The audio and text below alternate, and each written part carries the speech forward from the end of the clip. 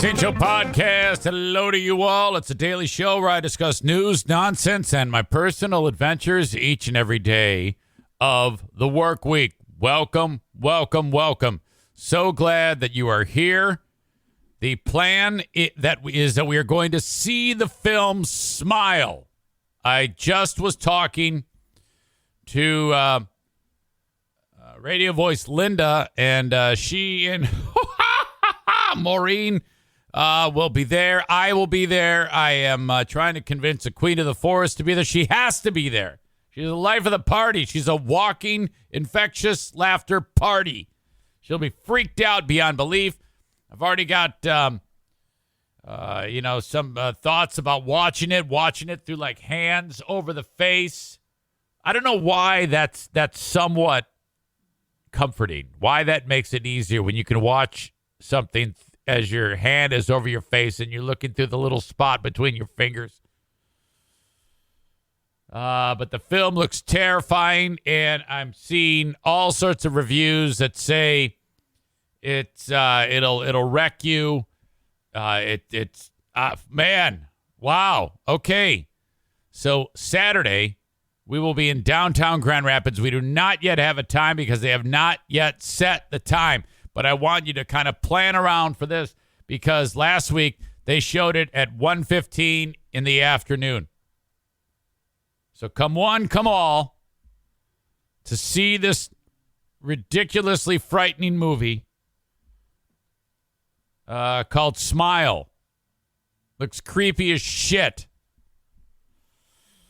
Oh my God. And this is really, really out of my comfort zone. I'm only doing this because I know we will have a good time as a group.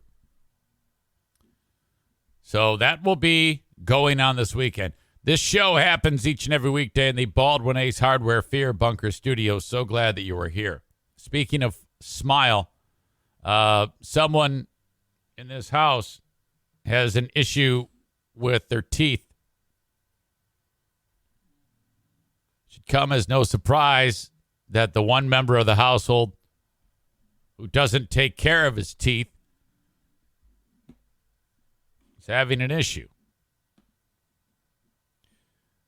It's remarkable that at age 60 whatever for the NFK, 61 maybe, 62, when you haven't been to the dentist in decades and you don't brush your teeth, how is it that he has teeth in the first place? I don't know. I think that his teeth are actually getting larger. The amount of plaque that's forming on there is actually like an armor on the teeth, perhaps. I know that none of these, and I've said to him, I go, okay, I've actually brushed the teeth for him. I go, can you do this? Yes. I can actually hold the brush and I can brush my teeth. I go, well, why aren't you? Why are you not brushing your teeth twice a day? Minimum. I don't know. I go, well, look, you can do this. Do it. Does it happen? No, of course not. So I'm walking around downstairs and, hey, can you schedule me a dentist appointment?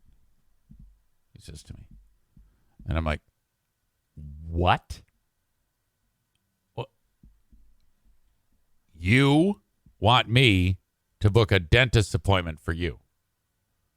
Yeah. And I guess he's having some pain. And I'm like, okay, that makes sense. So don't take care of your mouth until, like, your teeth are actually being destroyed. You're going to look like a Deniac for too long, for God's sake. I go, all right, yeah. And he goes, it's not killing me, but I can tell there's something going on. I'm like, So that's on the list of things to do for your old pal Eric Zane today. The thing about a dentist, it's not the easiest thing in the world to get in some cases. I know with the dentist that we go to, they're like, okay, yeah, you call up and say, yeah, I want to make an appointment. All right, it's October. Okay, we'll see you in March. What? Once you get in, you're in, though, you know? One of those deals. So the NFK is struggling a bit. See if we can't take care of them. All right. Some comments. Linda says, if he has an electric toothbrush, there'll be toothpaste flying all over the bathroom. Oh, my God, yes. Because that's what Maureen suggested. I don't know. Maureen says he's going to need more than one appointment for a cleaning. He needs to see a periodontist. You're right. I think they might have to, put him under. I'm not looking. Well, I've gotten to a point where I can only do so much. When you are as heavily involved as I am with this care, there's just so much that you can do. All right. So, update. I talked about this on the Patreon. I have not yet talked about this on the free podcast. But we are now up and running with the donation site for the race. Eric Zane, Mike Ball, Grand Rapids Half Marathon. There you go. Donate to guess. In order to make a guess, to win a pretty excellent chunk of change, you must donate. There you go. Enter often. If you I saw one nice person donated $100 and made a bet. You can do that. But, if you really want to improve your odds of winning the cash prize, make 4 separate bets of $25. I think you can do that. Follow the instructions on the thing there, and you will be good to go. And then you're going to guess who's going to win the race between Eric and Mike, and by how much time. So if you take a look at this damn thing, when, where, donate $25 a guess. Who will cross the finish line first? Grand Rapids Half Marathon on October 16th, Eric or Mike. Prizes. Mike is so convinced he will win this year. He is doubling the prize if Eric beats him in the race. If Eric wins, the closest guest that voted for Eric will receive a $600 gift card. Second closest, $400 gift card. And third closest, $200 gift card. It's likely just going to be me sending you cash.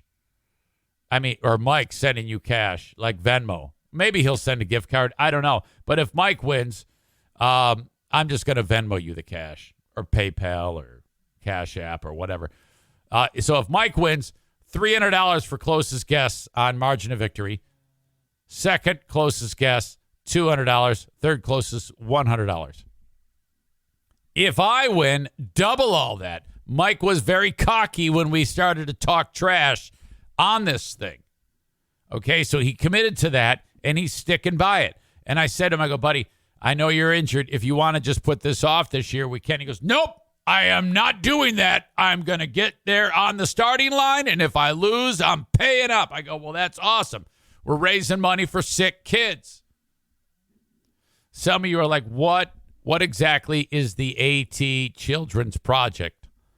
Okay. AT stands for ataxia telangiectasia. This is a horrible child-killing disease. It combines all the worst features of some of the most horrible things that could possibly happen. Muscular dystrophy, Parkinson's, Alzheimer's, all these neurological disorders, except it attacks children.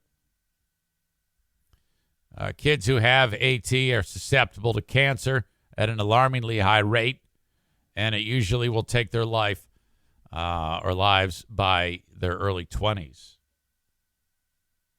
I stumbled into the world of AT because my daughter's, all of my kids' teacher, Mary Veldink, at Pinewood Elementary. When we moved to Michigan, 2 of their 3 children, I walk into the school. I see there's a fundraiser for the AT kids, the Veldings. I'm like, what? What is going on with this? I'd never heard of it in my life.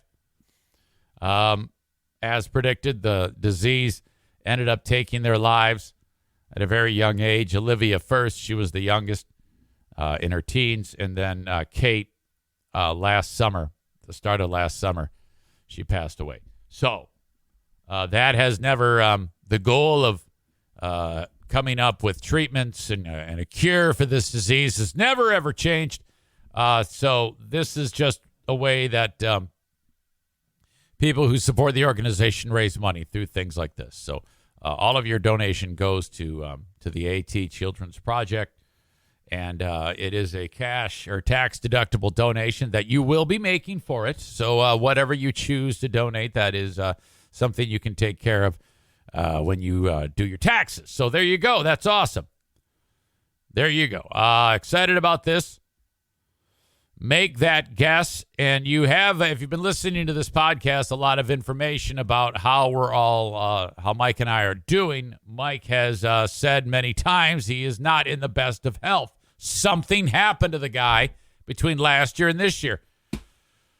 In the back of my mind, I'm like, whatever you do, Eric, don't talk trash.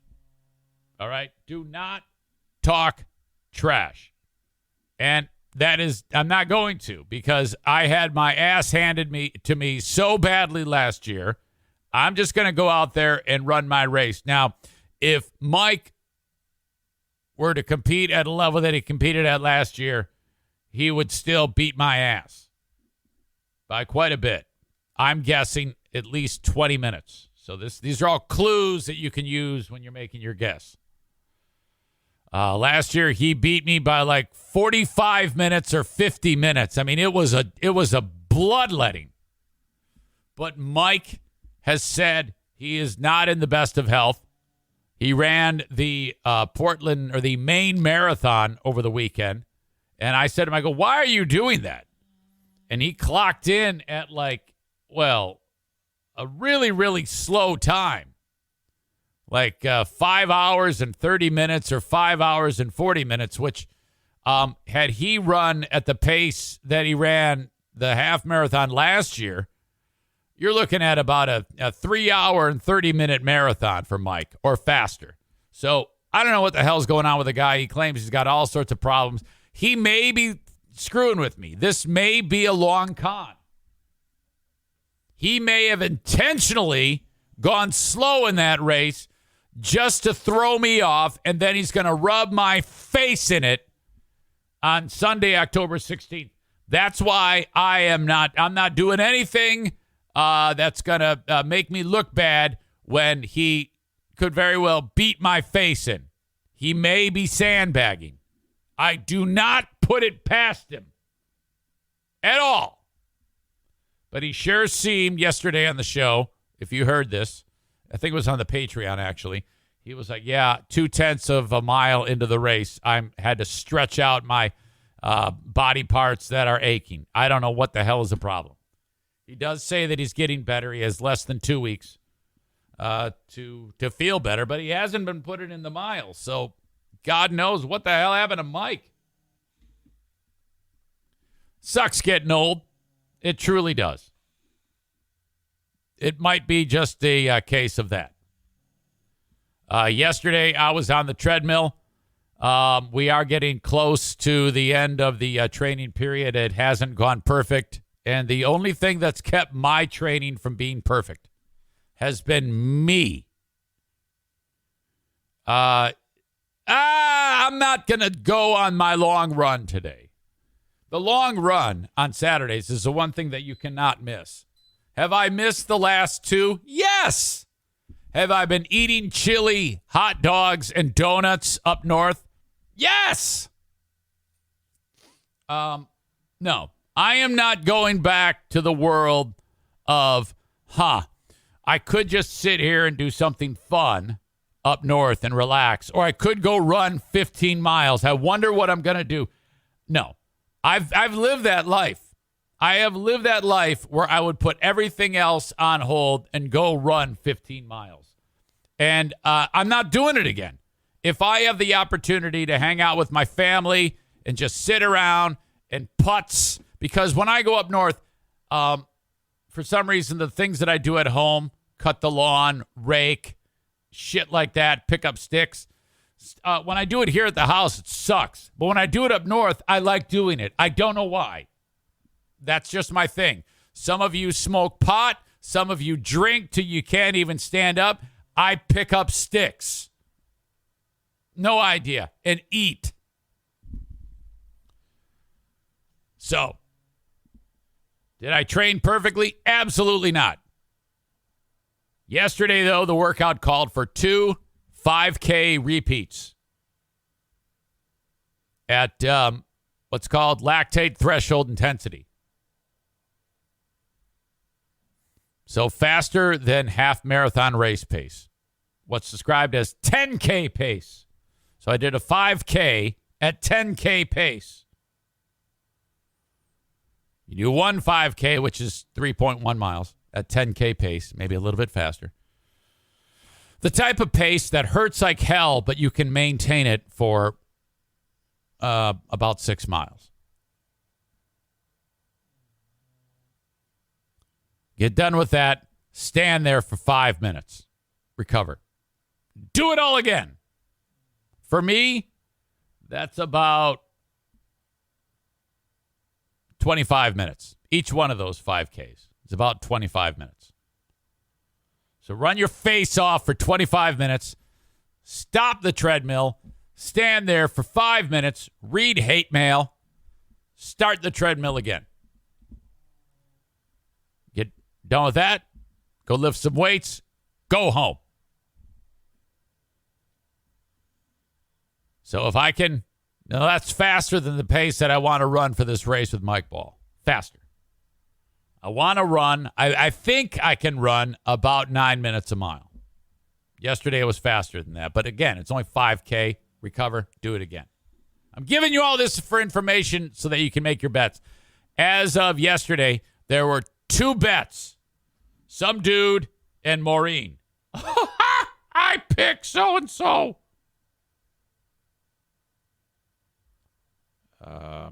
Let's see. Randy H. made a bet, and Maureen made a bet.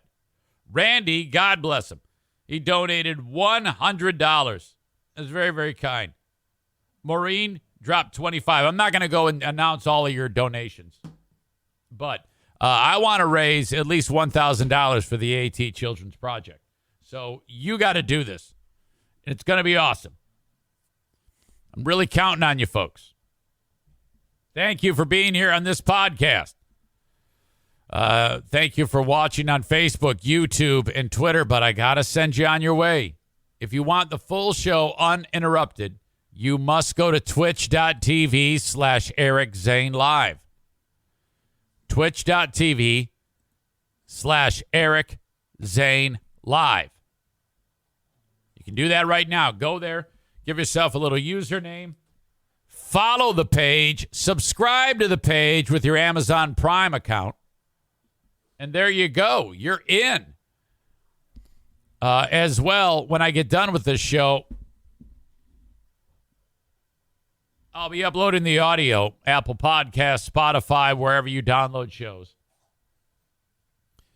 You can listen to the audio podcast at your leisure. You can also watch the old shows on Twitch that I post. You can get all this information at ericzaneshow.com. I take it back. On ericzaneshow.com, there's nothing about my Twitch feed, so you kind of have to do that all on your own. All right. But for you folks on Twitter, YouTube, and Facebook, I must send you on your way. Hope you have a great day. And there you go. Off with you. Thank you so much. Twitch and Facebook, brought to you by Irvine's Auto Repair, Grand Rapids Hybrid and EV. Twitter, brought to you by Blue Frost IT. And, of course, YouTube, the almighty YouTube, Frank Fuss, My Policy Shop Insurance. That's bringing you the YouTube feed. All right. Last night, Monday Night Football. You know, you have the game on the regular broadcast, and then you have the Manning cast. Are you familiar with the Manning cast?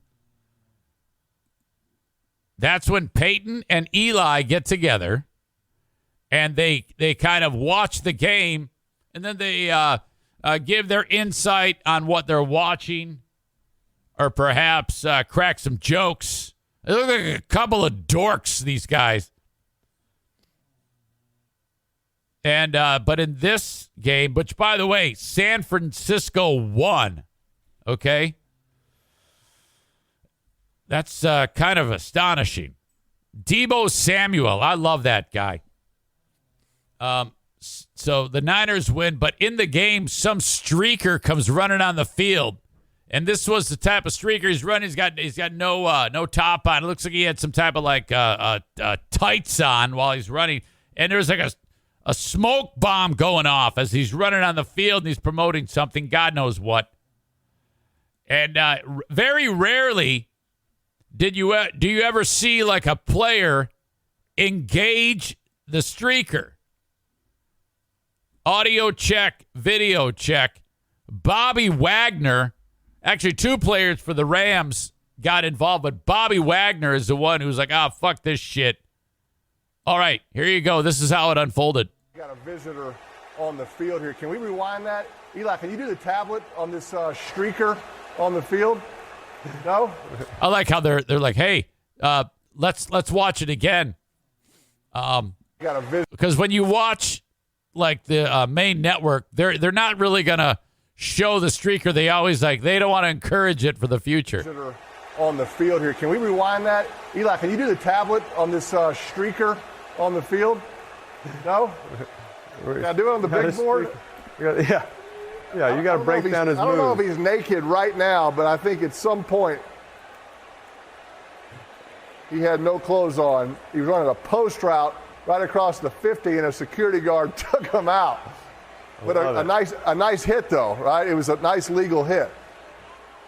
Okay, they're like, all we want to do is watch the footage, so they're scrambling trying to get the footage.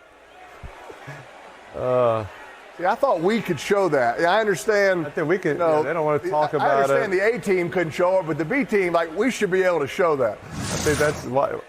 Here you go. Oh, yeah. There he is. There he is. Oh, yes. That's what we're talking about. Wagner, Bobby. A veteran, right? Get him down. Now get out and let these guys take over. Oh, he hit the shit out of him. That was excellent. I want to see that again. Team couldn't show it, but the B team, we should be able to show that. I think that's why. Here you go. Oh, yeah. There he is. They're like, fuck this shit. Oh, yes. That's what we're talking about. Wagner, Bobby. A veteran, right? Get him down. Now get out and let these guys take over. Bobby Wagner, veteran play. He had some smoke going on there. Yeah, he's got a T-shirt on. I mean, he's promoting something. Yeah. Oh, my God. That was great. So San Francisco wins that one. All right. Moving on. Fantasy football, the week is in the books. I beat the shit out of Ben. His quarterback, as I was talking about yesterday, Mitchell Trubisky, was benched. Oh, my God. Jesus. That guy stinks. But I win and I move up in the standings. Okay. In the league now, Team Creepy Dean is in 8th out of 20. Ben drops all the way to 7th. I can't even see this. Just ahead of me. D's Nuts is on a hot streak. Holy shit. 493 points. Jason Terry right behind with 460 points. Those two are the only undefeated teams. I am down at 8th with 375 points. This coming week, I am taking on the Stalkers United team, who sucks. Baker Mayfield, their quarterback. But when you look at the potential points in the matchup, that team is predicted to beat your old pal Eric Zane. I find that hard to believe. All right, so I'm loving this, man. This was whoever said we should do fantasy football it was just a brilliant idea. I love this. I am probably going to end up becoming a degenerate gambler. I have already made a move. I shed the Atlanta Falcons defense. Oh, shit. At least I thought I did. Jesus. Pending transactions. Aha. There it is. Yeah, I made a claim for Kansas City. The commish is going to allow that one. And then they're going to be my defense. Atlanta sucks. I am just loving this. Okay, so the Lions, our beloved Detroit Lions, which I know that not all of you give a shit about the Detroit Lions, but you know the saga of this team, because if you've ever watched me or listened to me for any amount of time, this horrible, horrible football team is so unbelievably cursed. And this is a new level of insanity, because the football team has somehow managed to become an absolute unstoppable offensive force. Okay? And despite that, they are worse than ever. They score 45 points in the most recent game and lose. They're the top scoring team in the NFL. But they've only won one game. My God. When I watched Hard Knocks, I was filled with optimism for this defense. I was just loving this defensive coach, this Aaron Glenn. And from top to bottom, I couldn't have been more happy. You know, we drafted this Aiden Hutchinson. And, and I don't know if you can blame him, but, I mean, he seems to be doing fairly well. He's had some at least one or two exceptional games. And but then now I'm hearing, oh, well, they're hurt. It's like, well, who isn't hurt in the NFL? You're hurt every game. Coach them up, for fuck's sake. Dan Campbell, the head coach, is already starting to look rough. Okay? The hat is starting to, like, rise on the top of his head. And what I mean by that is he always wears a baseball hat. And when he gets frustrated, he puts his hands on his face, and then the hat goes flying up, you know?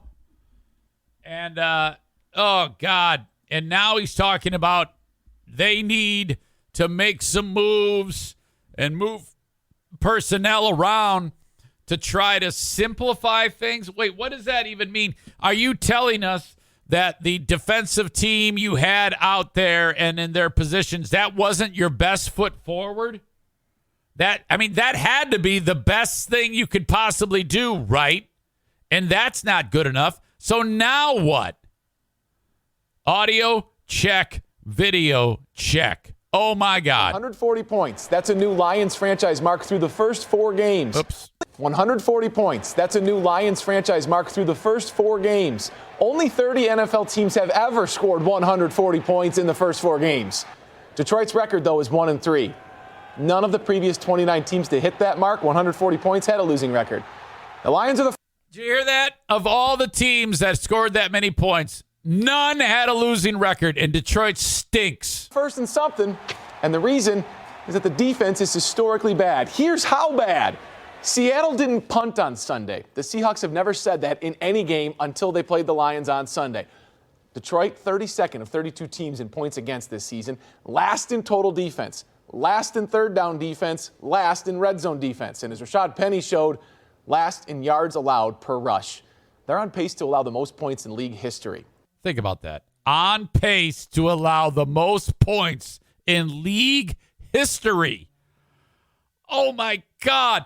The Seattle Seahawks are okay. They're like the Lions. They made Geno Smith. He looked like the greatest quarterback in the NFL. I mean, it was just ridiculous how effective that guy was. Dan Campbell is again voicing his support for defensive coordinator Aaron Glenn 24 hours later, but he is implementing 2 big changes on D. We're going to need to move some personnel around. That's when I would interrupt and say, what specifically are you talking about? Be one part of it, and then certainly look at calming things down and simplifying schematically. Those will be two of the biggest changes I think that we're going to need to make. Simplify schematically. Can you speak English? What exactly are you going to do? I mean, why can't... Okay, in the Minnesota game, the game-winning touchdown, there was some type of breakdown where the guy was wide open. In the game against Seattle, there was huge... there was moments of the same thing where guys are just wide open. How the fuck... Isn't it as simple as, hey, I got number 25. Why don't you just fucking run with them? Do it. I would rather you assholes get penalties than have these people be wide open like that. Here's Hutchinson. How hard is it to lose a game like that just comes down to 3 points? Yeah, that was a poor defensive performance. You got to be better. Your offense scores 45, I think. We got to win that game. I want him to say, I did great. I don't know what happened to everybody else. I know we're going to spend so much time in the offseason talking about which quarterback the Lions should draft. They need to address the defense. Fight that. Quarterback's not the problem. Quarterback's doing terrific. Yeah, I don't want them to draft a quarterback. Lions are in year 2 under Brad Holmes and Dan Campbell. Teams rebuild quickly in the NFL. It doesn't happen overnight, but the way this offense is playing, it's got so many of us wondering, what if they had better addressed the big holes on defense at linebacker and safety? Scoring points is the name of the game in the NFL. They can do that. 13 games left to go, but the time to make adjustments with all the injuries on this roster is now. Okay, to be fair, there were so many problems. They could go through 3 drafts, and they wouldn't have all of the holes filled. Okay? Honestly, I think that people were a little bit too encouraged after Hard Knocks. Just a little bit too excited, myself included, after Hard Knocks. This is still a team that won 3 games last year. The Maureen saw Hutchinson's shirt. Hutchinson is wearing a women's shirt, LOL. Kenny says, change the team name, change the color scheme, leave all traces of the Lions in the past. Maybe that'll help. I don't think that's a great idea. I like all those things. Tyler says, people are always shocked when a coach sticks up for a coordinator, assistant coach. Do you really think he's going to say, yeah, Aaron Glenn doesn't know what he's doing. I'm regretting hiring him. Yeah, I don't know if that's the problem either. They just might have people that stink. No clue. No clue. I picked them at 1-16 this year. I don't know if I actually believe that, but maybe there's something to that. Shit, they have to win more games than they won last year. If they won 6, I think that's a step in the right direction. But my gosh, they take on the Patriots in this next game, and I think they play actually in New England. Let me double check that. All right. Yes, they are in New England. Both teams 1-3. And then they're at Dallas. And then they host Miami. Boy. And Mac Jones is hurt, Corey says. The young quarterback for the Pats. We shall see. We shall see. That is a game, as a Lions fan, that I've seen many times where the backup then has the game of his life against Detroit. It happens all the time. Hot Mike caught Aaron, speaking of the Pats, Hot Mike caught Aaron Rodgers in the Packers-Patriots game. Tony Romo referenced it. Pretty funny. There was something that happened. He wanted the ball to be snapped, Aaron Rodgers, because the quicker that you got the ball snapped, quicker you got the ball snapped, they wouldn't have an opportunity to review it. Audio check, video check. I like how Tony Romo responds to this. Snap the fucking Did you hear that? He said, "You've got to snap the ball a little quicker, guys." That's what I thought I heard. He said, "Hey, we have a player that." Snap the fucking. Did you hear that? He said, "You've got to snap the ball a little quicker, guys." That's what I thought I heard. He said, "Hey, we have a player that." Snap the fucking. All right. 3 times is enough. Tyler writes, Pat's backup will have a phenomenal game. He'll score a huge deal with another team next year and then probably be terrible forever. There was a guy, I think his name was Matt Flynn for the Packers years ago when the Pack was taking on the Lions. And I think he set all NFL records for just unbelievable performance. And then because of that, he did that exact thing. Incredible. The Lions will make backup quarterbacks rich, especially if it happens at the end of the year. Okay? So it's fresh on everybody's mind. The backup for the Pats is Brian Hoyer, who's been around forever. That means Hoyer is going to throw for 750 and probably 9 touchdowns, no picks.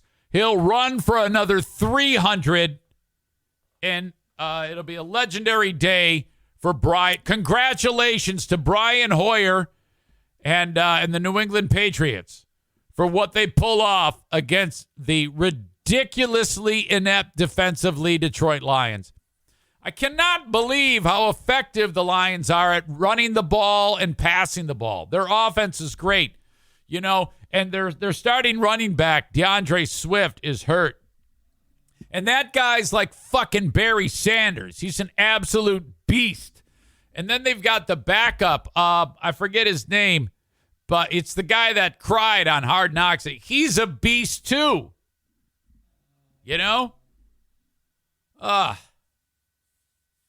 Jamal Williams, that's the dude. He's a stud. That guy is a starting running back on any team in the league.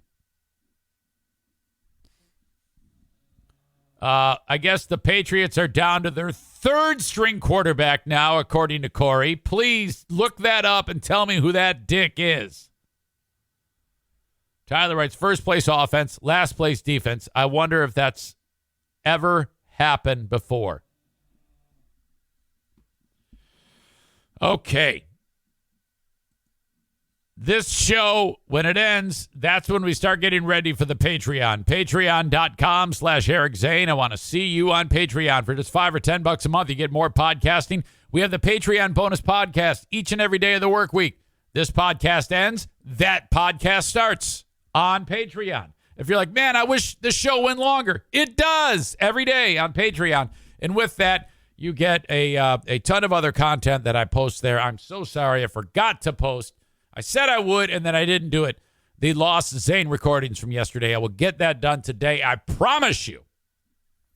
Patreon.com/Eric Zane. The open and live stream of today's show. I'm saying hello to my friends at Gift of Life, Michigan. This is an organization dedicated to trying to get as many people in and out of the state of Michigan to become an organ donor in the unlikely event that they pass. We're all going to die, but if you pass at a moment in life when your organs are still viable, donate those. This is a simple process. There should be nothing holding you back. All you need to do, if you are within the state of Michigan, is go to GOLM, giftoflifemichigan.org, GOLM.org, and fill out the form. You have 8 life-saving organs in your body. Get them out. Go save 8 lives. Plus, your tissue and corneas will save, will improve the lives of countless others, more than 100. That's just one person's donation. If you're out of the state of Michigan, please go to registerme.org. Hell, I know you can do this.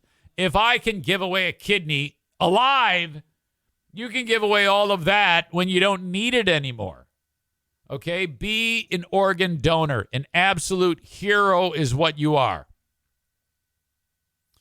Thank you to Blue Frost IT, the managed IT service provider for the Eric Zane Show podcast. If you or your small or medium-sized business need an equipment upgrade, a tech upgrade, don't just start buying things. You don't know what you're spending your money on. You might be buying too little, too much, or the wrong stuff. Okay? Get a 30-minute complimentary consultation from my friends at Blue Frost IT. 616-200-8550. That's 616-200-8550. Online at bluefrostit.com. All right. You should sell your Patreon by telling us, hey, plenty of stories. Okay, I don't even want to go there.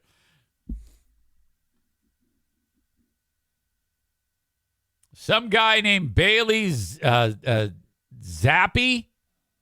Your third string quarterback is Bailey Zappi. Zappe. Is that Zappi? I mean, it's spelled like frappe. Maybe it's Zappe. Bailey Zappe. Draft pick out of West Kentucky. He played well against Green Bay. Oh, my God. The last episode of the BBL shows had a game where people called in to say who on the show they would fuck, marry, or kill. All right. BBL show, I will post a new edition of the Lost Zane recordings. Prediction. Bailey Zappi will have the game of his life. Congrats to the record-setting performance in advance of Bailey Zappi. Bailey Zappi? What the fuck?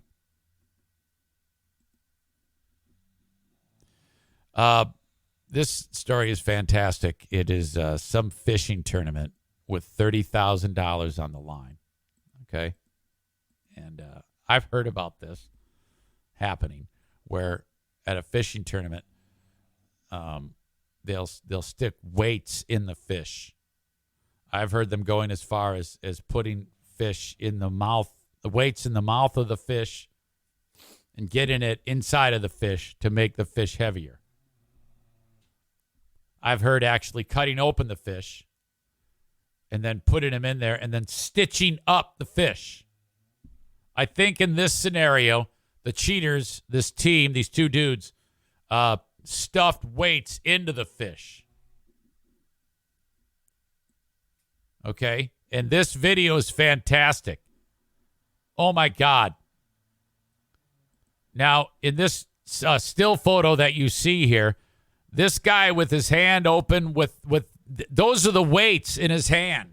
We're going to get the actual moment, see it and hear it, where they bust the guy. So you got all these hillbillies here. This is the dude who cheated. The guy over here, that's a look on his face. He's going to kick his ass. This guy looks drunk. The other dude's shooting video. Okay? So in this, it's, I think, a walleye tournament in Ohio. Very, very popular in this area, the Midwest. Walleye is it's a fantastic fish to eat. Holy crap. I mean, that is just incredible. According to the story, Jason Fisher, that's the dude who's holding the weights right here. All right. It says he knew that the two fishermen needed their catch to weigh in at 16 pounds to secure the Team of the Year award, which is a season-long award at this competition in Cleveland on Friday. Looking at their entry, this guy right here who busted the cheater, the tournament director figured that the fish that they had were easily in at around 20 pounds, which would give them the victory. However, when they weighed the fish, they weighed 34 pounds. So he's like, that doesn't look like 34 pounds of fish. I think you're in the ballpark of around 20 pounds, which they would have won. But the problem is these cheaters They put too much weight in the fish. And they got busted by that. There was a picture of them holding the fish up over their heads like, we just won. We're so happy. But no way, man. They cheated their asses off. So this dude who busted the cheaters, he then takes the fish, throws it on the ground, gets out his knife, cuts open the fish, puts his hand right in there and pulls out the weights. Goes, you motherfucker. So he busts him right there. This is awesome. Audio check, video check. This is how it unfolded.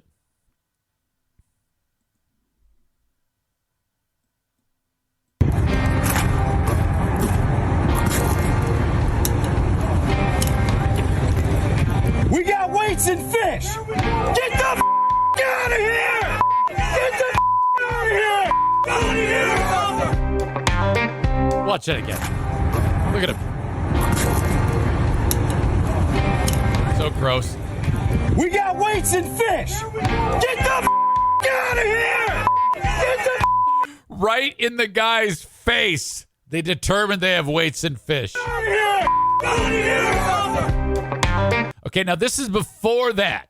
This is the dude that we just saw who's all disgusted with himself.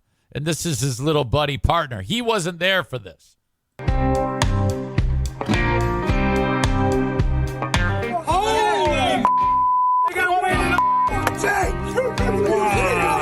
Look at that's the dude. He's taking the heat. You just man. You lost all your cut, Billy. You lost all your cut, Billy. So all these hill jacks, they're furious now. Okay? I'm surprised they don't kill him right now. They also, as you can see here, took fish fillets and put them in the fish. Like, they put walleye inside of walleye to, like, fatten them up. You know, that's something that they also do. Everybody listen to me right now. Jake, I want you to leave. I don't want anybody to touch these guys. Okay, he's like, don't hurt them. So all these, they're worried. The guy who's running the fishing tournament goes, Jake, I want you to leave, and no one touch him. No one beat the shit out of him. I want you to leave. The one guy goes, you need to go to jail. Who gives a shit? No, this is okay. Look at all the weights in there. Jesus. Pictures. I need pictures. Oh, my God. These hillbillies are so pissed.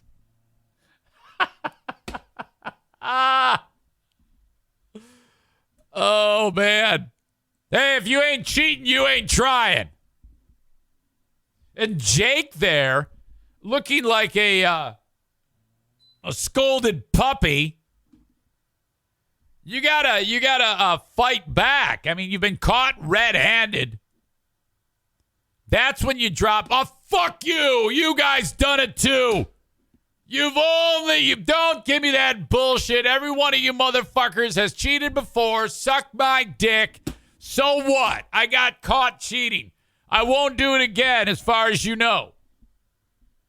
Josh writes, these idiots made a fish version of a turducken and thought no one would notice at a fish tournament.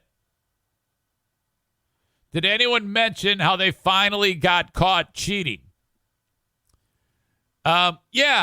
Your favorite band's about to play a sold-out show. You got in. Over here. With a friend. And found a spot close enough to see the set list. They're definitely playing your song. When you're with Amex, it's not if it's going to happen, but when. American Express. Don't live life without it. Have you been waiting for just the right job? Then welcome to the end of your search. Amazon has seasonal warehouse jobs in your area, and now is a great time to apply. You can start getting paid right away and work close to home. Applying is easy. You don't even need an interview. So what are you waiting for? Come join the team and get a great seasonal job offer today. Visit Amazon.com/hiring. Amazon is an equal opportunity employer. It was a little bit of they just weighed too much, according to the article. The guy who cut open the fish, he says he grew suspicious. It just kind of deflated me because I just knew it wasn't right. Fisher, the director and owner of Lake Erie Walleye Trail Fishing Tournament, told the Washington Post. Fisher grabbed one of the fish, ran his hand over its stomach, and squeezed. He felt something hard. Too hard. Fisher sliced open the dead walleye, put his hand into the fish, rooted around, and sure enough, he found it. We got weights and fish! Fisher disqualified the two-man team that had submitted the entry. Get out of here! Jacob Runyon, Chase Kaminsky would have won the event, and they would have won $30,000 in various prizes if they hadn't been disqualified. They had won several of the tournament's other competitions over the past few months. They also would have bagged the Lake Erie Walleye Trail's overall prize, while Fisher described as an MVP award. Instead, their disqualification brought their previous wins into question, sparked an investigation by the Ohio Department of Natural Resources. Yeah, in states like Michigan, Ohio, Indiana, these issues like this type of cheating is punished more severely than like hate crimes against black people. Okay, they don't like that shit around here. Now, to me, I think it's okay. I think you should be allowed to do this. Like if you're caught cheating, you can cheat, but if they catch you cheating, they beat the shit out of you like Hunger Games style. Okay? There's all sorts of creative ways people do this. When I was at, believe it or not, I swear to God, I've been in a bass fishing tournament. Billy and I, back in Tennessee. Billy Kidd, God rest his soul. And he told me that sometimes fishermen will have an enormous fish. Like if it's a bass fishing tournament, they'll have a huge bass in the water in like a cage. And there's like a marker or the GPS spot where they know where to go. And they will fish the cage. It's being held up by a float or some shit. And then take the lunker and put it in their catch. That happens. These people will do anything. So the investigation disqualified them, and now everybody's like, oh, God, Jesus. Runyon and Kaminsky did not respond to requests for comment from the Post. I mean, if you get caught doing this, like these two, Runyon and Kaminsky, they're going to have to move or get reconstructive surgery if they ever want to participate in these tournaments on a professional level. Okay? Tournament organizers contacted the Ohio Department of Natural Resources on these guys. So this is a big deal. My God. If they had won Friday's competition, they would have bagged $28,750. They found the weights, and then they also found, as I indicated, more fillets of fish in there, like not like what you get at McDonald's, but they took walleye inside of walleye. That is so dumb. Just the fact that they're like, yep, look what we did. Look at these fish. That's moments before they cut them open. Sentenced to use bamboo poles and bobbers the rest of their life.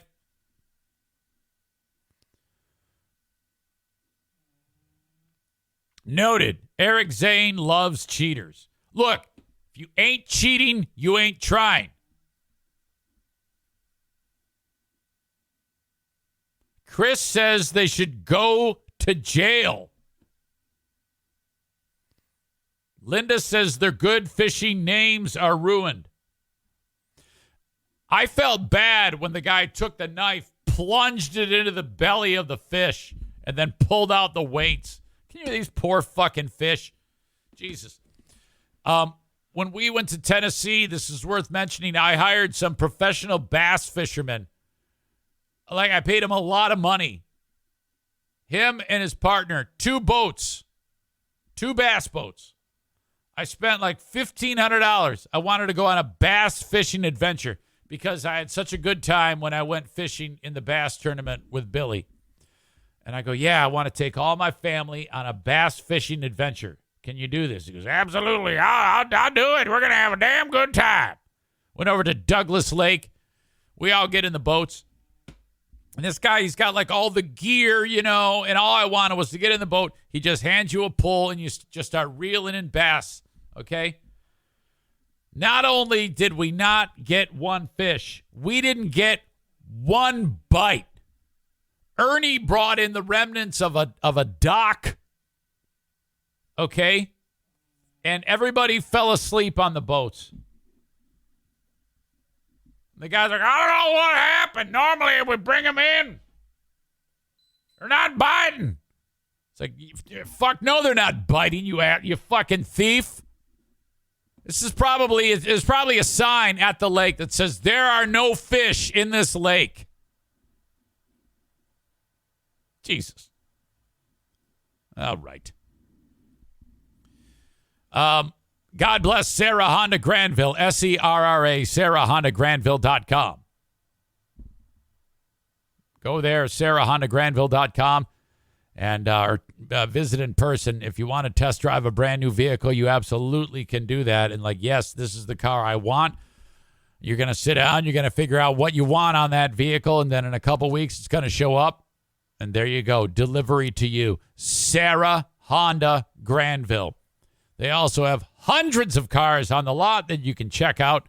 Certified pre-owned vehicles at Sarah Honda Granville. That reminds me, I need to write this down. I need to reach out to them. Okay. Very good. SarahHondaGranville.com. Right next to the Cracker Barrel on Kenowa in beautiful Granville, Michigan. Frank Fuss, My Policy Shop Insurance. You've gone too long without health insurance. It's time to step up and do something about it. I can't afford it, Eric Zane. You absolutely can afford it. You just haven't done your due diligence in finding out about how this works, okay? Healthcare is as easy as healthcare.gov, but don't tackle that alone. There's some things on there that can mess you up. I know that happened to me. Have Frank Fuss, the expert on Obamacare, help you out. He is a licensed independent insurance agent / broker. He'll make this so easy for you. He's also the Medicare Advantage Plan / Social Security expert. Okay? Call or text 616-914-4070. Please mention my name, and Frank will help you every step of the way. You can also go to the website buyinsurancehere.com, and Frank will help you out. All right. Okay, don't go anywhere. It's intermission time. I must go to the boys' room. Okay, I'll be right back. Yeah. Okay. No, there's also, I took a little longer. I was checking out some emails. Thank you to the Pelleritos, Joseph Pellerito and Judy. Okay, they thank you for the donation on the bet. Mike Ball v. Eric Zane. Linda, thank you. A couple of bets from Linda. That's awesome. We're off and running. Awesome.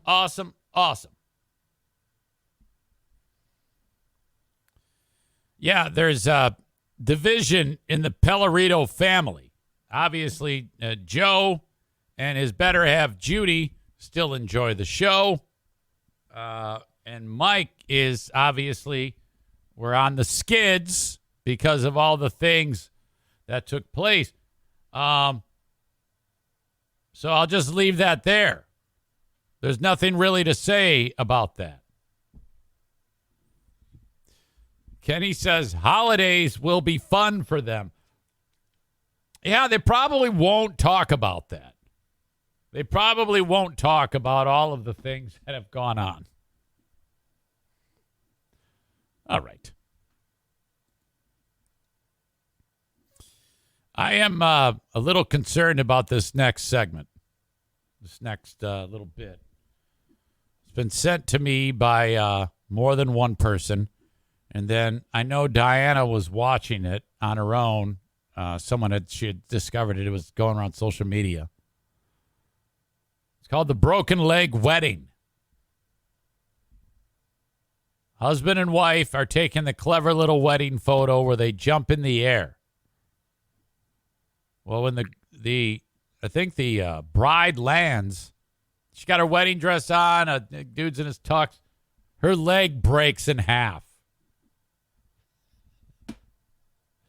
And I haven't seen it yet. And I don't know if I want to. So I'm probably going to watch this like the way Linda is going to watch the film Smile. And we're going to watch it together. So if you're on the live stream, you can see this. But this dude is breaking it down for us. Oh, boy. Life-changing moment. Life-changing marriage day.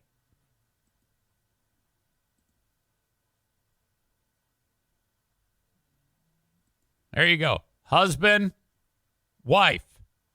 This dude is a doctor. Dr. Joe, MD, is going to break it down for us. Oh, God. Muppety flippity wedding day. Video proves that your life can change in the blink of an eye. It's the happiest day of their lives, right? What could go wrong? Let's take a look. Stick that landing. Oh!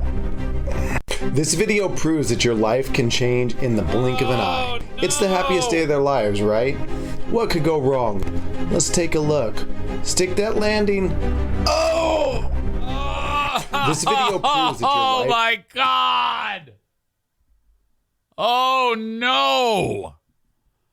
Shit. I need more info. Broken leg wedding. News.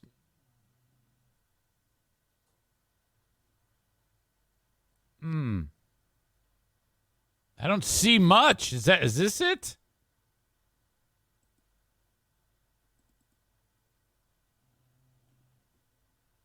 I don't know. I know very little. That's goes without saying. But my God, did you see that thing? That was one of the worst things I've ever seen. Kenny says, that reminded me of the gymnast who stuck her landing. Both of her shins went forward while she was landing on her butt. That was rough. Yeah, I know. And then that's right up there with the wrestling dude. My God. Some of those, it's just, hideous. Don't jump in the air. That was absolute shit show. Holy crap. What an injury. Devastating broken leg. Okay, moving on. A.J. McClain? Yeah, that's the guy. A.J. McClain made his name as in the Backstreet Boys. He's got a 9-year-old daughter. And the 9-year-old daughter, her name is Ava.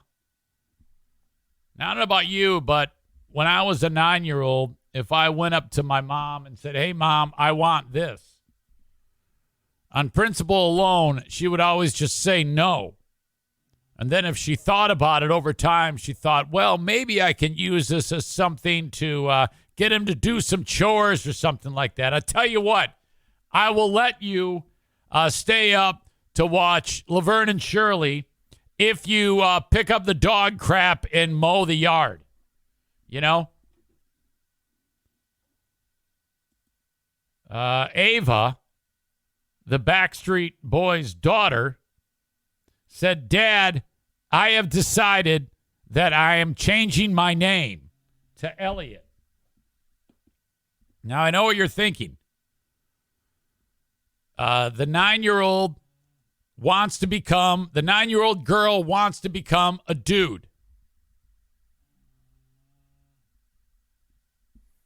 That is not the case, though that does happen.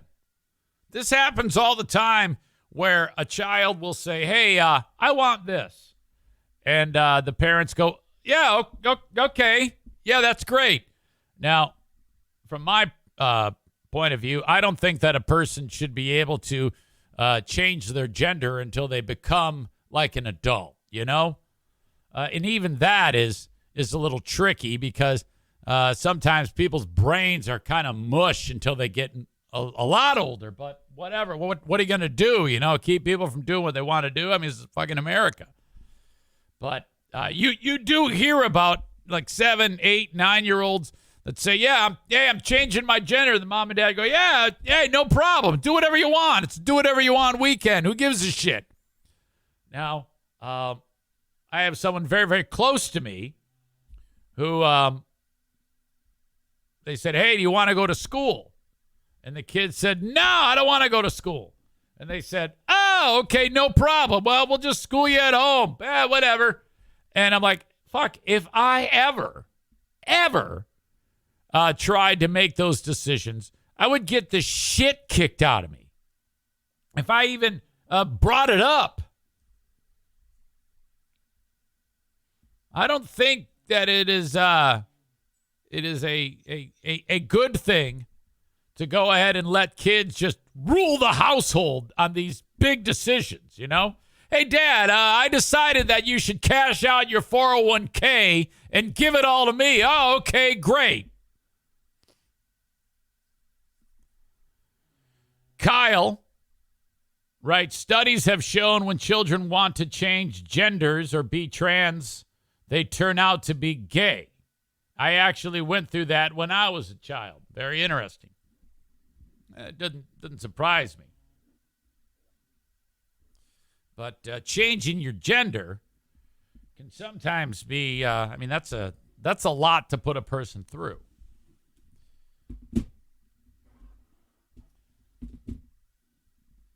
The world sucks. There's discrimination everywhere. And if you become gay, I think you've got a better chance. Like if you can hold off on the trans vibe, let's say you're a 10-year-old. You say, Mom and Dad, I want to cut my penis off. And they're like, hold off on that. Okay, hold off on that. And then, the kid turns 20 and kid goes, hey, I'm glad you didn't make me cut my penis off. I just want to be gay now. Oh, okay, cool. Then you're gay and you're happy and you haven't cut your dick off. Okay, now there's nothing wrong with it. There you go. That's what we're talking about. You got to maybe kick that can down the road on the dick removal. That's all I'm saying. Whatever a kid wants, just say no. In fact, if you're if you say to your 9 or 10-year-old, look, I know you want that dick off your body, but just hang in there. Your brain's going to change, and you might think that that's a bad idea in the future. So just relax, and you'll be able to have the best of both worlds. You yourself are going to get tons of dick, or you're going to give tons of dick, but you can't give dick if you don't have a dick. So just keep what you got, run what you brung, lay low for a few years, and, try to be careful with how you outwardly project, because unless I teach you to become a black belt in karate, all the kids in school are going to bully you. Again, this all gets back to, if your kid's gay, you got to make him into a trained assassin so that they can beat the shit out of all the bullies and the jocks and the idiots in the school that are going to try to bully your kid.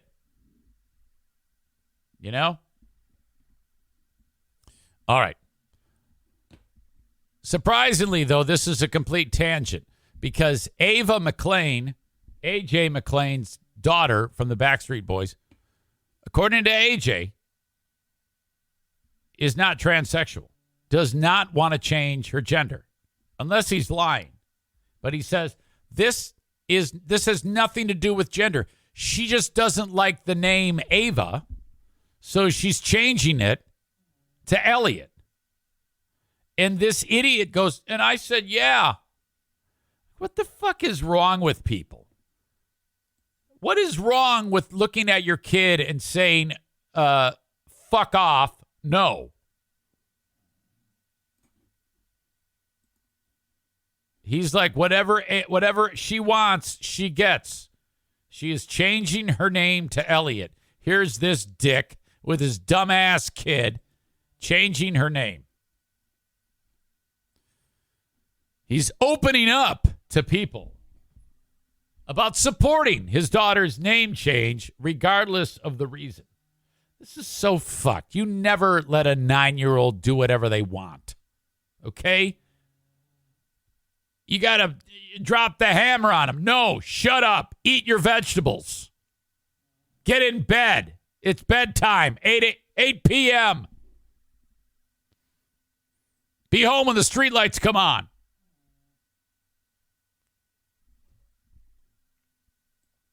AJ says, when my daughter asked to change her name to Elliot, initially I didn't know if this was a transgender thing, which it is not. But it is a personal choice, McClain said. It is her body. It's her name. It's her everything. Elliot's mom announced her name change in a back-to-school post on Instagram in August. She's still Ava. She'll always be Ava to me, McClain told People, adding, but at the same time, whatever reasoning it is, that's hers, and I'm going to support it 1,000,000%. My wife will too. McClain added that Elliot picked her new name over a year ago. He recalled his daughter saying, Dad, I just feel like my name is not that unique and not that original. And there's a lot of Avas at dance and a lot of Avas at school. You see, that's when you look at the kid and say, well, shut up, first of all. Second of all, tough. How about this? How about you actually become unique in your ability? Okay? And who cares about the name? You suck at dancing. On her Instagram story in August, McClain's wife, Rochelle, addressed questions about Elliot's name change. Now she's getting indignant about it. Not that it's anyone's business, but Elliot's name change is not a gender thing, she wrote. Yeah, God forbid, right? Adding that her daughter had wanted to change her name for a long time and that the Elliot name stuck. What is wrong with people? No. And then that's it. They did a story about it. People Magazine, Insider, they all published, oh, God, AJ McClain's daughter changing her name from Ava to Elliot. Oh, wow, that's big news. Fuck that. Maureen says, I guess I'd let her call herself whatever, but not get it legally changed until she's 18, and then she can pay to do it. All right. Well, I mean, I'm okay with that.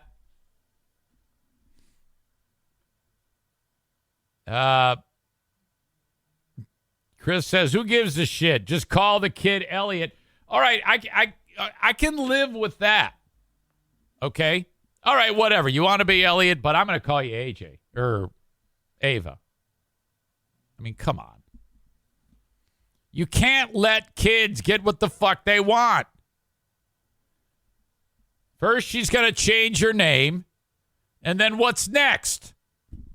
What's next? At age 10, she's going to say, Dad, I want a penis installed. And you're going to have to say, well, that's something you got to wait for until you're 18. Well, why? I was able to change my name.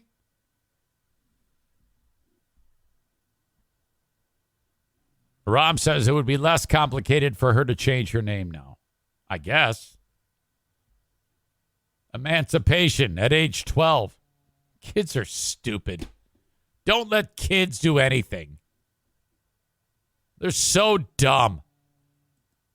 I hate parents that let their kids do whatever the hell they want. If I'm hanging out with another family and the kid wants something and the dad says no, and I turn around and I see the kid pouting, that's a sign of a great parent. No. Don't be afraid to say no. Drop the hammer just because. You got to teach them something. Life isn't full of you getting everything you want, idiot. Well, you've been acting like an asshole all day, so I don't think I'm going to let you have that. And then they have a fucking temper tantrum, and then everybody looks at the family like you're doing something wrong, and you're just sitting there laying low, being calm, trying not to freak out. We all had to go through it. If you let them have whatever they want, they end up becoming assholes. Okay? That's my opinion. All right. Comedy at Full House Comedy, fullhousecomedy.com. Michael Rappaport coming first week in November. I know Megan's excited about that. Fullhousecomedy.com for a list of all the shows coming to the area. Go there, check out a show, and go. A&E Heating and Cooling, 616-516-8579. Oh, my gosh. Get your furnace tuned up for $79. I saw somebody on TV today offering the $99 tune-up. It's like, you guys, come on. $79 from A&E Heating and Cooling, 616-516-8579. A&E Heating and Cooling. Do not just flip on the switch and have that furnace just kick on without it getting checked out. 616-516-8579. And if you need a new furnace installed, they will install the Comfort Maker brand of furnaces. The best in the business from A&E Heating and Cooling. Okay, I'm going to hammer these out. Mario Flores Lakeshore team of Van Dyke Mortgage, 231-332-6505. If you need a mortgage, reach out. The rates suck now, but still, you might need to get a home. 231-332-6505. Get pre-approved on your mortgage so you know what you can buy. Or get money out of your home to pay off credit card debt. Okay, even though you're going to get money out of your home at like 5.5%, it's still better than the 25% that you're paying on your credit cards. Get the money out of the home, pay off the credit cards, and then you're only paying on 5.5%. That's smart. 231-332-6505. Kent County Health Department. AccessKent.com. Go there if you need information about the WIC program, immunizations for the little ones, personal health services, and on and on and on. It's all listed there at AccessKent.com/health. All right. I was sitting around the fire with Charity Scam Mike, and we were talking about woke culture. Now, the term woke is kind of like a four-letter word these days. However, I've maintained there are some appropriate uses of that word and scenarios where that is a good idea. One of those, I feel, the name change for the Washington Redskins.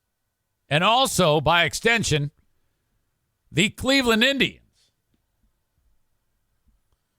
More so the Redskins than the Indians. But, I mean, no one says Indians these days. And, it's kind of like a messy scenario where you have people who are Native Americans who get pissed off about that shit. And there's enough outrage there that they're like, hey, we don't like the name change, or we don't like the name that it was. And then, I don't really have a vote as a white guy, but I'm team Native American on this one. Okay? The only way that I think that you can thread the needle is by doing what my alma mater did several years ago, decades ago. Central Michigan University, the Chippewas, they knew that all this shit was happening. Several schools had changed their names, like the Eastern Michigan University. They changed the Hurons to the Eagles, but the Chippewas, they sat down, the school, with the tribe right there in Mount Pleasant. And they said, what do we have to do to make this work? And the tribe said, well, we don't want to be portrayed as a warring bunch. So anything with weaponry, spears, bow and arrow, or any depictions of Native Americans, like, feather coming out of the headgear and running around with no shirt, with moccasins, like the Kenjo running Indian, shit like that. Oh, that stuff, that's not going to fly. The name is it. So they changed the logo to just a C on the helmet, or CMU, and there's no representation that could be looked at as disparaging. I'm sure there's a lot of money involved too, but it worked. And they've satisfied the tribe. Now, at no point can anyone look at the name the Redskins and say, yeah, what's everyone's problem? That's a good name. Charity Scam Mike, my brother-in-law, sat next to me and said, it should go back to Redskins. I'm like, you're crazy. What an asshole thing to say. Are you, what? Redskins? It's a terrible insult. The Redskins. The argument can be made, I guess, for the Cleveland baseball team to keep it on there. But no, I get rid of that, especially since they come from a place where it's like Chief Wahoo. I mean, come on. They changed it to the Guardians. All right. The latest, the Braves, the Atlanta Braves. Now, this is a tough one because you are in hillbilly country, Atlanta, Georgia. The Republican governor, Brian Kemp, is saying that the Atlanta Braves changed their name is woke cancel culture, but Native Americans have found Indian mascots offensive for decades. I don't think that any white guy can tell a Native American how to feel on this. And I think that they need, if you're just going to call it the Braves, you need to have a special election, okay? A national election, and the only people that can vote are people who have a certain percentage of Native American ancestry. These are the only people that can vote on this. Unless if you make the Native Americans' votes count for like 4. And white guy, his vote counts for 0.1. That is the only way, if you really want to get technical. Because some of these Native Americans, they don't give a shit that the team is called the Braves. I mean, I can say that, all right, if there was a team called the Armenians, and on the helmet, it was a giant hook-nosed dude who has a stupid look on his face, and, he's just, I don't know how the hell you would depict an Armenian, maybe laying under a rock from an earthquake or something like that. Yeah, I might be offended by that. I also might find it hilarious. So you got to have only Native Americans vote on this. That is the only way to do this diplomatically. Or the baseball team might just say, fuck it. We're going to change it. Which that might be weird too, because white people will then say, like Brian Kemp, that this is woke cancel culture running amok, but I don't think that it is. You can't, if you're a white guy, you cannot speak for an entire group of people. You understand what I'm saying? Linda writes, Saranac, Michigan, just changed their mascot from Redskins to Redhawks. About damn time.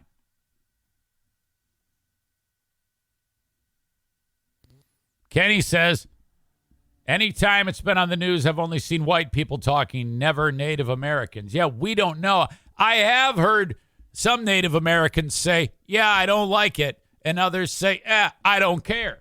Well, you got to have a Native American vote. Now, if it were just the Chippewa tribe, then the Chippewas, then they would decide. If you've got a team called the Apaches, then the Apache tribe would decide. All right, it's up to them. But it's Braves. So that could be all Native Americans. What's the problem? Lay down the law. Figure it out. Cole writes, 50,000 people in the stadium doing the tomahawk chop don't seem to be offended. Well, if they're not Native American, they don't have a vote to decide whether it's offensive or not offensive. You can only ask the ones who are offended. Kyle may have been away on should Central Michigan change their name. You're going to have to go back and listen to 10 minutes prior when I talked specifically about that. We already covered that. You may not have been around. Yeah, go back and listen. He says, I was cleaning up cat puke. Which, by the way, I woke up again today and out the bedroom door, another dose of cat puke, which Benny made a beeline for and wanted to eat. Come on! All right. So Kemp says efforts to change the name of the Atlanta Braves baseball team are just that woke cancel culture. Disagree. But Native American communities have called out racist team names and mascots years before either term entered politicians' vocabularies. So this has been going on for decades. Come on. That's too general of a statement. You can't just say everything's woke. We're not going to do it because it's woke. That's a fucking cop-out. You know, that's just an easy way of kowtowing to the racist scumbags that live in your state. Okay, just throwing that term, oh, it's just cancel culture, it's woke. It's not at all. It has nothing to do with that.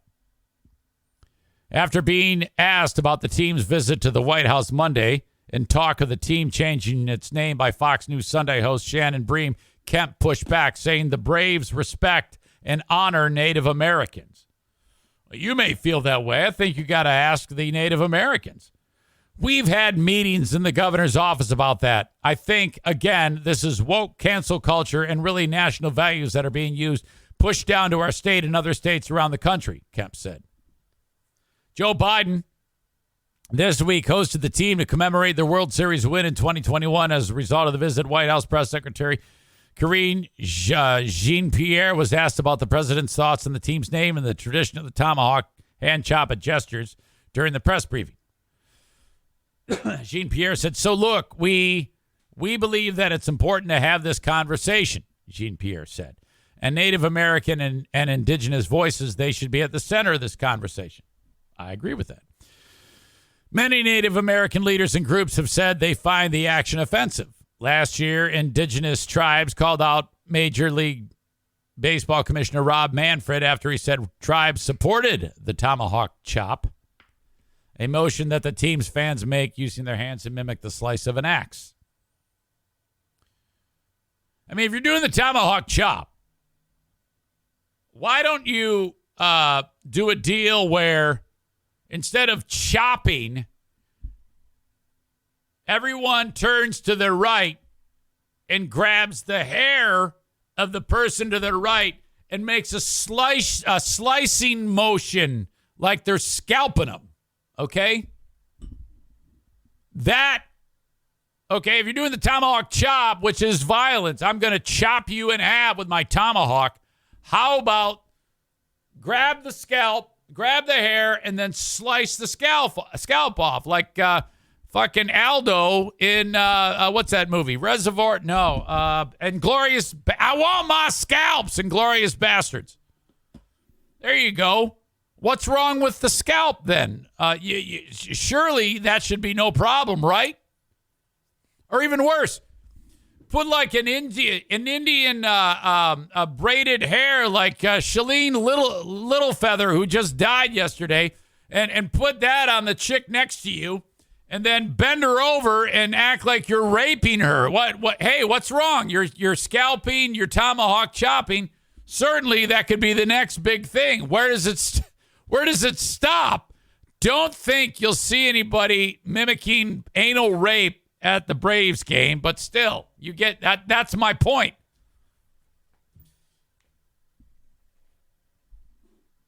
The National Congress of American Indians also condemned Manfred's comments, saying the team imagery and name were meant to depict and caricature not just the tribal community, but all Native people, which is why, in that fantastic moment minutes ago, I said all Native Americans should be able to vote on this.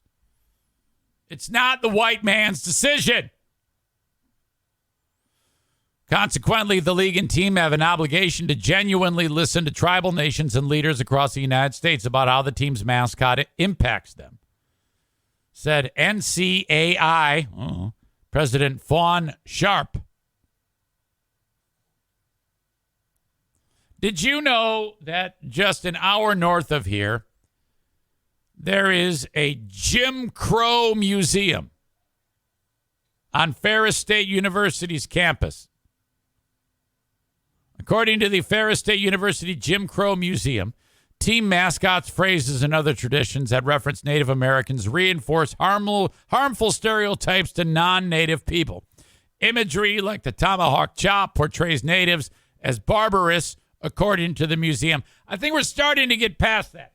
When I see a Native American nowadays, I see a rich woman or a rich man, because if they're lucky, their tribe has a casino, and these fuckers are making tons of cheddar off of everyone, as they should.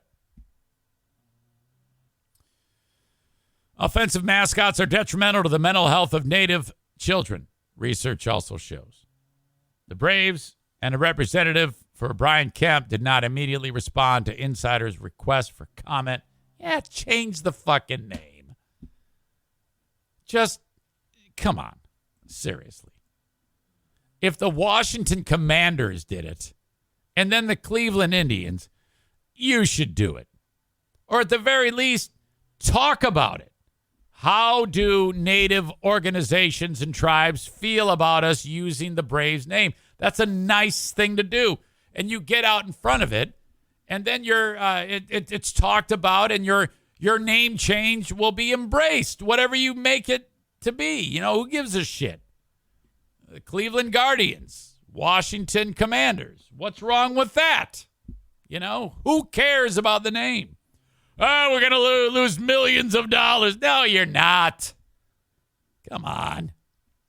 So dumb. All right. They should change it to White Guys. The Atlanta White Guys. Now, that would be hilarious. I would love it. Just have a regular white guy just on the helmet. Just any white guy, and then each game they change it. Who is the white guy fan of the game? That would be an excellent troll. Go the opposite direction. The Atlanta Caucasians. We could call the cheerleaders like the honky cats and shit like that. It'd be awesome. White guy fan of the game. Every player has a different white guy on the helmet. Brian Kemp can be on the helmet. Okay. Kenny says, the Atlanta Joe Schmoes, the Atlanta Crackers. It's just a guy holding a beer. Okay. It is time for the asshole of the day, brought to you by TC Paintball. I have news for you. The Paintball War number 20 is now moving from Sunday, October 16, to Sunday, October 23. Rick reached out. There was a conflict. We've now changed it. We have an extra week. Reach out to me, Eric at ericzaneshow.com, if you want to play. That seems to be harder and harder to get people to send me an RSVP. I actually have to reach out myself to the usual suspects. Hey, are you playing? Oh, yeah. All right, let's review who potentially is our asshole of the day. Yesterday, it was radio voice Linda. I forget why, but she was the asshole of the day. I forgot what happened. I do that. When I'm here talking, if I'm talking about it and then the show ends, it's gone. I flush it, every bit of it. Preparing ourselves for a Saturday engagement to go see the film Smile. The NFK has a tooth issue. Oh, boy. We're raising money for the AT Children's Project. Make your bets. Mike Ball v. Eric Zane. Streaker decked on the field. Fantasy football. Your old pal EZ climbing the ranks in 8th place. The Lions setting all sorts of offensive records and might be the worst defensive team in the history of the game. Aaron Rodgers swears on a hot mic. Backstreet Boy allows his child to change her name. That's pretty dumb. The broken leg wedding. God, that was rough. So bad. The Braves name change.